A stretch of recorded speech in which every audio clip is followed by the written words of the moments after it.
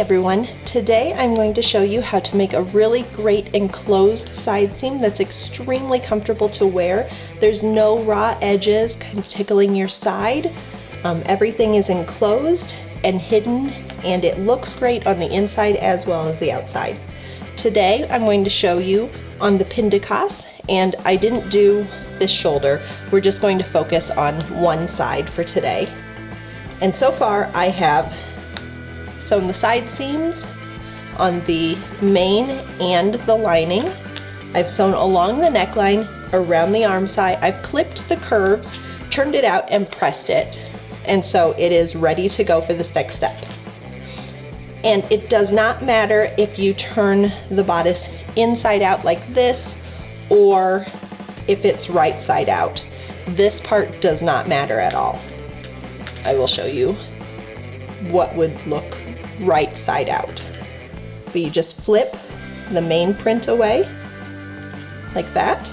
That's so your lining lines up just like this.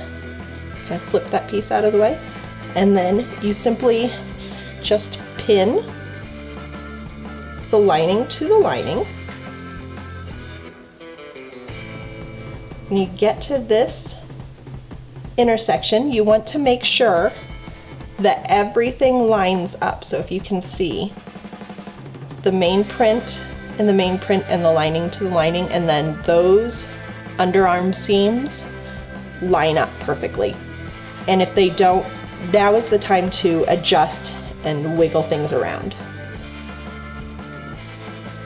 And then once your lining is pinned, you just keep working your way down, main print to main print. Let's get those lined up.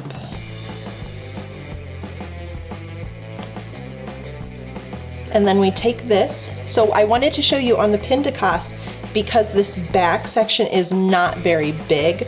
It's much easier when you have a full backed dress where the back pieces are bigger, but I wanted to show you on this small piece to show you that it is doable. You just have to manipulate the fabric a little bit more. So once you get that lined up, you will want to sew with your usual 3/8 inch seam allowance down, main print to main print, lining to lining, and I'll be right back to show you what you do. Okay, I am back from sewing this seam. And what you want to do, and a note, you could press the seam allowance open. In my experience, it doesn't really matter a lot, and so I just end up pressing my seam allowances towards the lining. But right here at this intersection from the arm side and then the underarm side seam, you will want to make a nice wide V. Let me go back out.